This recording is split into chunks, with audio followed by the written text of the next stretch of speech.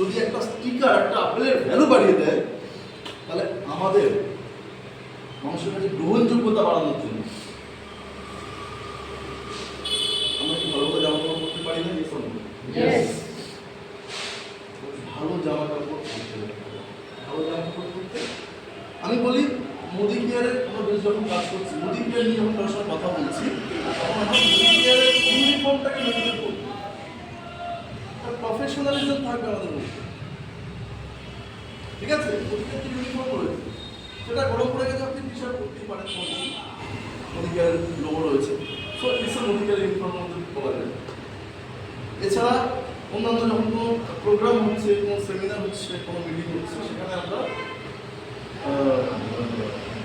White shirt, deep কালারের pant এবং compulsory হচ্ছে শু, নট স্পোর্টস ফর্মাল শু।